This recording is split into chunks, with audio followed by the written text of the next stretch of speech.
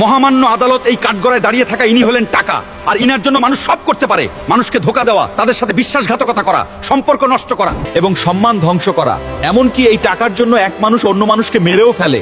আর পৃথিবীতে যত ধরনের সমস্যা সৃষ্টি হয় সব এই টাকার জন্য। তাই মহামান্য আদালত, আমি এই টাকার কঠিন থেকে কঠিন বিচার চাই।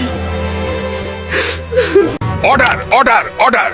যেহেতু এই টাকার জন্য মানুষের মাঝে সকল ধরনের সমস্যা সৃষ্টি হয়, তাই টাকার কাছ থেকেই শুনি তিনি কি বলে টাকা শুরু করেন। আপনি মানুষরা, তোমরা একটু চিন্তা করো।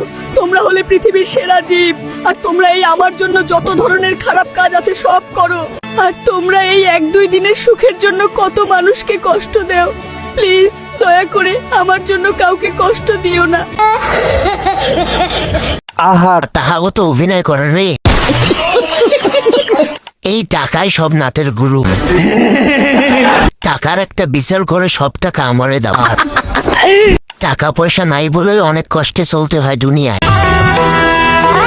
মহামান্য আদালত, এই কাঠগড়ায় নিষ্পাপের বেশে দাঁড়িয়ে থাকা ইনি হলেন পাঙ্গাস। তিনি এতটুক নিষ্পাপ যে তাকে দেখে মানুষ লোভ সামলাতে পারে না, আর যখন মানুষ তাকে খেয়ে ফেলে তখন এই নিষ্পাপ বেশি পাঙ্গাস তার আসল রূপ দেখিয়ে দেয়, আর সে আস্তে আস্তে সুস্থ সবল মানুষদের শরীরে চর্বির বাসা তৈরি করে। এমনকি তার কারণে মানুষের হার্টের সমস্যা হয়। তাই আমি চাই এই নিষ্পাপ বেশি পাঙ্গাসকে যাবজ্জীবনের জন্য কারাগারে নিক্ষেপ করা হোক। Order order order. যেহেতু এই পাঙ্গাস শুধু মানুষের শরীরের সমস্যা করে, তাই এই আদালত পাঙ্গাসকে যাবজ্জীবন কারাদণ্ডের সাজা দিচ্ছে। জনগণরা কার কার পাঙ্গাস পছন্দ নিশ্চয়ই কমেন্টে জানাবেন। ইঁদুর হয়েছে জর্জ। গাজরের কোনো দোষ নাই। পাঙ্গাস মাছের মুক্তির দাবি জানাচ্ছি।